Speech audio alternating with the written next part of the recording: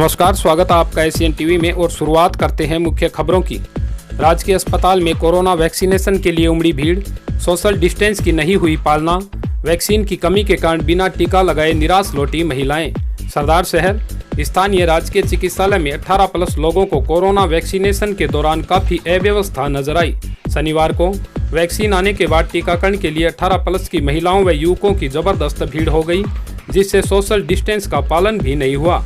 इसी प्रकार ताल मैदान स्थित राजकीय विद्यालय में भी यही स्थिति देखने में आई, जहां पर 45+ टीकाकरण के लिए महिलाओं की जबरदस्त भीड़ देखी गई। तहसीलदार कुटेंद्र कंवर, सीआई सतीश कुमार यादव तथा कानून गो प्रहलाद राय पारिक ने टीकाकरण स्थल का पहुंचकर निरीक्षण किया और व्यवस्था बनाने के उचित दिशा निर्देश दिए। तहसीलदार ने कहा कि इस बार जब भी वैक्सीन आएगी तो टोकन सिस्टम बनाया जाएगा, जिससे लोगों को किसी प्रकार की परेशानी ना हो। इसके साथ ही सोशल डिस्टेंस की भी पालना जिम्मेदारी के साथ करवाई जाएगी। गौरतलब है कि कोरोना की तीसरी लहर के मद्देनजर अब बड़ी संख्या में लोग टीका लगवाने के लिए पहुंच रहे हैं, लेकिन वैक्सीन की कमी के कारण लोगों को घंटों इंतजार के बाद भी बिना टीका लगवाए वापस लौटना पड़ता है, जिससे महिलाओं में काफ़ी निराशा है। महिलाओं ने आक्रोशित होकर बताया कि बच्चों को भूखा प्यासा छोड़कर यहां 4-4 घंटे लाइन में लगते हैं, फिर भी वैक्सीन नहीं मिलती, जिससे निराश होकर बिना टीका लगवाए ही वापस लौटना पड़ता है। महिलाओं ने टीकाकरण के लिए की गई व्यवस्थाओं पर सवाल उठाते हुए चिकित्सा विभाग व सरकार पर लापरवाही का आरोप लगाया तथा व्यवस्था में सुधार की मांग की। पीसीएमओ डॉक्टर विकास सोनी ने बताया कि शनिवार को हमें 7500 डोज प्राप्त हुई, जो एक ही दिन में शहरी तथा ग्रामीण क्षेत्रों पर लगा दी गई है। उन्होंने बताया कि जैसे जैसे वैक्सीन प्राप्त होगी सभी का टीकाकरण किया जाएगा।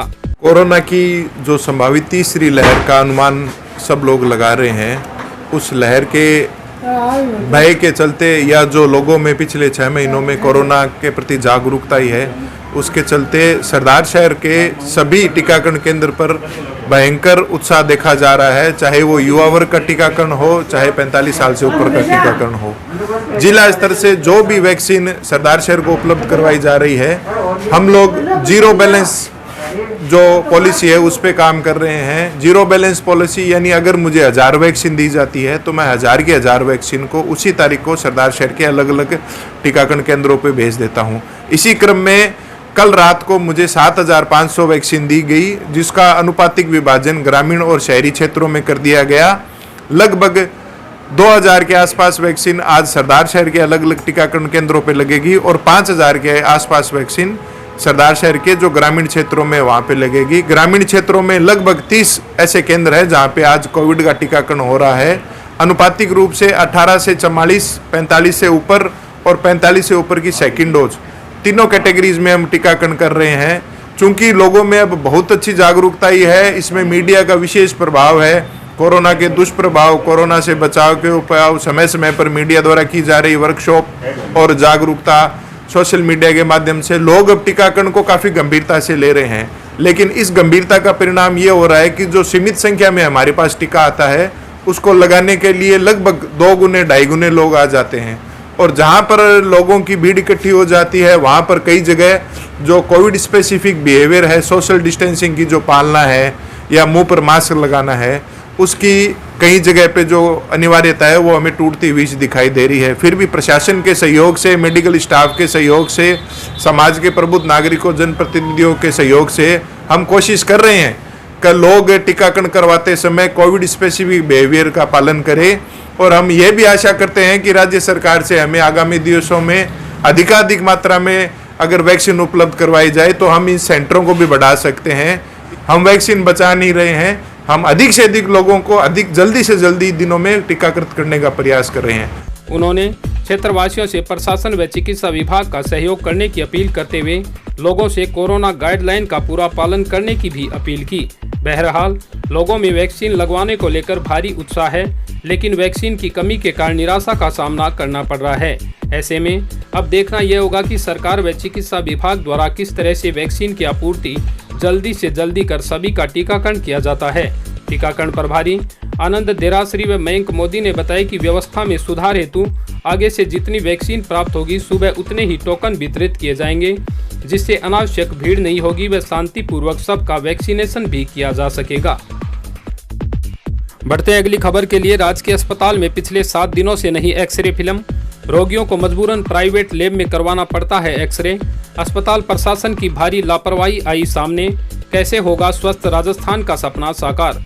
सरदार शहर स्थानीय राजकीय अस्पताल में पिछले 7 दिनों से एक्सरे फिल्म नहीं होने के कारण आर्थिक रूप से कमजोर रोगियों को मजबूरन एक्सरे प्राइवेट लैब में करवाना पड़ता है। अस्पताल में आए दिन एक्सरे फिल्म नहीं होने की शिकायत रहती है। वहीं पिछले 7 दिनों से एक्सरे फिल्म नहीं होने से अस्पताल में आने वाले रोगी मजबूरन एक्सरे बाहर करवा रहे हैं। अस्पताल में आने वाले रोगियों ने बताया कि डॉक्टर जांच के लिए एक्सरे लिख देते हैं, लेकिन अस्पताल में आए दिन एक्सरे फिल्म नहीं होने के कारण हमें मजबूरी में एक्सरे बाहर करवाना पड़ता है, जिससे कमजोर तबके के लोगों को 200 से 250 रुपए तक आर्थिक नुकसान उठाना पड़ रहा है। रोगियों ने बताया कि चिकित्सा विभाग व सरकार द्वारा निःशुल्क चिकित्सा व जांच के बड़े बड़े वादे तो किए जाते हैं, लेकिन अस्पताल प्रशासन की लापरवाही के कारण कमजोर तबके के लोग इससे वंचित रह जाते हैं। रेडियोग्राफर सुनील ने बताया कि एक्सरे फिल्म खत्म होने को लेकर अस्पताल प्रभारी और स्टोर इंचार्ज को लिखित में अवगत करवा दिया है, लेकिन 7 दिन बीतने के बाद भी एक्सरे फिल्म उपलब्ध नहीं करवाई गई है, जिससे आर्थिक रूप से कमजोर लोगों को निःशुल्क जांच का लाभ नहीं मिल पा रहा है। जहां राजकीय अस्पताल में 1 सप्ताह तक एक्सरे फिल्म नहीं होना अस्पताल प्रशासन की बड़ी लापरवाही को दर्शाता है, वहीं कमजोर तबके के लोगों को निःशुल्क जांच का लाभ नहीं मिलने से लोगों में आक्रोश व्याप्त है, जिस पर उच्चाधिकारियों को तत्काल संज्ञान लेने की आवश्यकता है। सरदार शहर के मिलाप भवन स्थित क्वारंटाइन सेंटर में कोरोना महामारी के दौरान जनरेटर संचालन करने वाले कार्मिकों को नगद पुरस्कार दिया गया है। स्थानीय राजकीय अस्पताल में डॉक्टर निर्मल पारीक व राजकरण सोनी ने कोरोना की दूसरी लहर में क्वारंटाइन सेंटर में जनरेटर संचालन सेवा में सराहनीय सेवा देने वाले 3 कर्मचारियों को नगद राशि से सम्मानित किया। स्थानीय भामाशाह भंवरलाल व्यास के आर्थिक सौजन्य से जनरेटर संचालक दिनेश कुमार नाई, जीवन राम सैनी व जयपाल को संयुक्त रूप से कुल 10,000 का नगद पुरस्कार दिया गया। कार्मिकों ने नगद पुरस्कार के लिए भामाशाह भंवरलाल व्यास का आभार व्यक्त किया। पूर्व नगर पालिका अध्यक्ष सुषमा पिंचा का सम्मान किया गया। सरदार शहर स्थानीय ICICI बैंक द्वारा पूर्व नगर पालिका अध्यक्ष सुषमा पिंचा को जैन श्वेतांबर तेरापंथी महिला मंडल का अध्यक्ष निर्वाचित होने पर स्वागत समारोह रखा गया। इस मौके पर शाखा कर्मचारियों द्वारा माल्यार्पण व मोमेंटो भेंट कर नवनिर्वाचित अध्यक्ष का स्वागत किया गया। इस अवसर पर सुषमा पिंचा ने कहा कि बैंक द्वारा दिए गए मान सम्मान के लिए इनकी सदैव आभारी रहूंगी तथा हर संभव सहयोग के लिए सदैव तत्पर रहूंगी। शाखा प्रबंधक विनीत जैन ने आए हुए सभी अतिथियों का आभार व्यक्त किया। तारानगर में पेयजल समस्या को लेकर शहर के वार्डों से बार बार आ रही शिकायतों को लेकर जलदाय विभाग की सहायक अभियंता रितु शोराण, सिटी कनिष्ठ अभियंता मुकेश कुमार रेगर व सिटी फोरमैन पन्नालाल सैनी ने वार्डों में घर घर जाकर निरीक्षण किया। AN शोराण व JN रेगर ने बताया कि सिटी के कुछ वार्डों से पेयजल समस्या को लेकर प्रतिदिन शिकायतें आ रही थी, जिसको लेकर जलदाय विभाग की टीम के साथ कस्बे में लगभग 9 वार्डों का निरीक्षण किया गया है। निरीक्षण के दौरान घर घर जाकर पेयजल सप्लाई की जांच की तो सभी घरों में पानी की सुचारू रूप से सप्लाई होती पाई गई। तारानगर शहर से लगातार वार्ड वासियों द्वारा शिकायतें मिल रही थी पानी को लेके, तो जिसके लिए मैं हमारे विभाग की टीम के साथ आज सुबह हम चेक करने गए। वार्ड में कई घरों में हमने जाके चेक किया, पेयजल एकदम आपूर्ति सुचारू रूप से हो रही थी। अगर भविष्य में कहीं कोई प्रॉब्लम आएगी या शिकायत होगी तो उसका जल्द समाधान कर दिया जाएगा। से लगातार आ रही जलापूर्ति की समस्याओं को लेके आज श्रीमान सहायक अभियंता और मैं मुकेश कुमार कनिष्ठ अभियंता PhD के फोरमैन पन्नालाल माड़ी को साथ में लेके जलापूर्ति समय का जो समस्याएं थी उनका निरीक्षण किया गया और हमने कम से कम 3 टंकियों की जलापूर्ति चेक की, जिसमें लगभग 6-7 वार्ड थे जिनसे लगातार शिकायतें आ रही थी।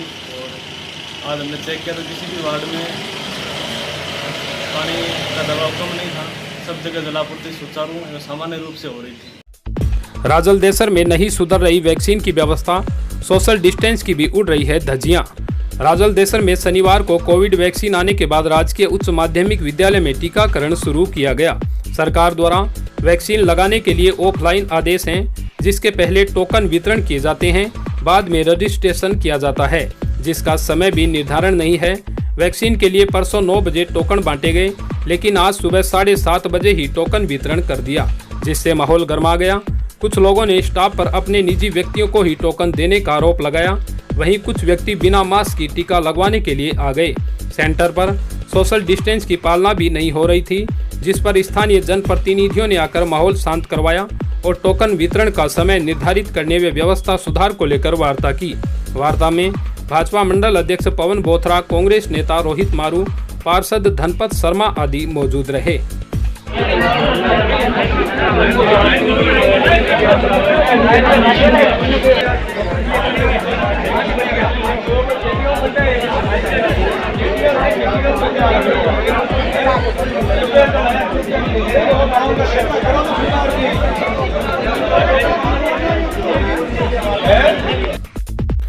पंजाब के गौ भक्तों ने श्री राजलदेसर गौशाला का निरीक्षण किया। कस्बे के श्री राजलदेसर गौशाला में बने ट्रॉमा सेंटर का पंजाब के ग्रेट व्हाइट कंपनी के कैलाश डिडवाणिया की टीम के योगेश शर्मा, सुनील अग्रवाल, मोहित गर्ग, राकेश कुमार, कविंदर नागपाल, हरकेवल, मनु शर्मा ने कस्बे की श्री राजलदेसर गौशाला के ट्रॉमा सेंटर एवं गौशाला में बनने वाले पंचगव्य उत्पाद, गोबर गैस प्लांट, हरे घास की मशीन, निःशुल्क बैलगाड़ी योजना, OPD room, X ray room, laboratory room, nursery, अंधी विकलांग गायों के अलग अलग बाड़ों का निरीक्षण किया।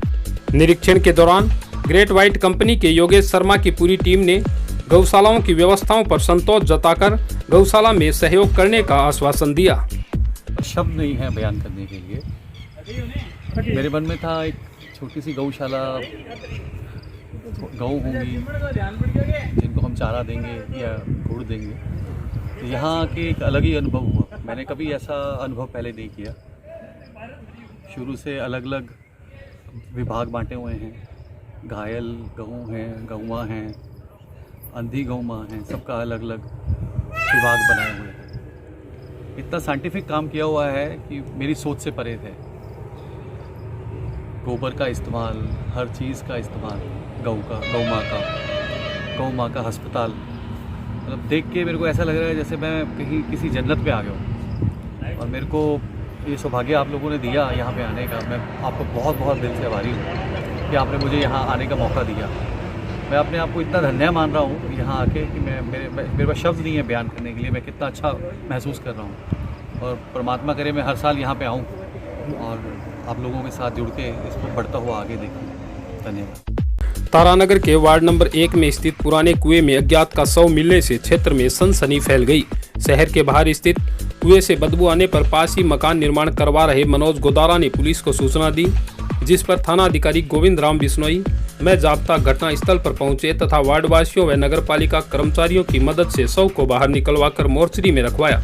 देर रात मृतक के पास मिले मोबाइल के आधार पर मृतक की पहचान वार्ड नंबर 1 के प्रदीप नाई के रूप में हुई। थाना अधिकारी ने इस आधार पर परिजनों को थाने बुलाकर शिनाख्त करवाई। मृतक के मरने के कारणों का अभी तक कोई खुलासा नहीं हुआ है। हालांकि पुलिस मामले की जांच में जुटी हुई है। चूरू में चाइल्ड हेल्पलाइन की जिला समन्वयक रुकैया पठान व समस्त स्टाफ ने मिलकर अपने आसपास के परिवेश को अंतर्राष्ट्रीय प्लास्टिक बैग मुक्त दिवस पर प्लास्टिक कचरे को जलाकर प्लास्टिक मुक्त परिवेश बनाया। उन्होंने उपस्थित सदस्य व बच्चों को बताया कि राजस्थान में 40 माइक्रोन तक का प्लास्टिक कैरी बैग प्रतिबंधित है, फिर भी दुनिया भर में हर मिनट 1 मिलियन प्लास्टिक बैग का उपयोग किया जाता है एवं प्लास्टिक कचरा भी आम कचरे, सूखा, गीला के साथ डंप किया जा रहा है। प्लास्टिक वेस्ट मैनेजमेंट अधिनियम 2016 के तहत इसका सेग्रीगेट करना है, कटिंग करनी है और इसे रिसाइकिल के लिए भेजना है, लेकिन ऐसा हो नहीं रहा। इसका नतीजा है कि जमीन बंजर होने की कगार पर है। प्लास्टिक की वजह से मृदा से मौजूद सूक्ष्म जीव व पशु मर जाते हैं एवं आसपास के जल स्रोत भी प्रदूषित हो रहे हैं, जो मानव जीवन के लिए विनाशकारी हैं। मौके पर मौजूद चाइल्ड हेल्पलाइन के सदस्य हनुमान प्रसाद, जयकरण, किशन वर्मा, पने सिंह, ज्योति बागड़ी, अनिल मीणा, गुड्डी देवी, लक्ष्मी, अफरीन, कोमल, कविता, स्नेह आदि ने भी कचरा संग्रहण में सहयोग किया। आज विश्व प्लास्टिक निषेध दिवस है। जो प्लास्टिक की थैलियाँ है वह मनुष्य के लिए बहुत ही हानिकारक है और प्लास्टिक की थैलियों से जीवन जो अपने गाय भैंस है इनको हम देखते हैं कि प्लास्टिक की थैली खाने से इनकी मृत्यु हो जाती है और यह मनुष्य के लिए विनाशकारी है। प्लास्टिक को अगर हम खड्डा खोद कर दबा देते हैं तो उससे यह नष्ट नहीं होती है और इससे जीव जंतु खाते हैं जो कि उनके लिए नुकसानदायक है। हमें इसका उपयोग नहीं करना है और लोगों को यह सलाह देनी है कि प्लास्टिक का उपयोग करना बंद करें, अपने घर से कपड़े का थैला लेकर जाएं और स्वच्छ रहेंगे, स्वस्थ रहेंगे।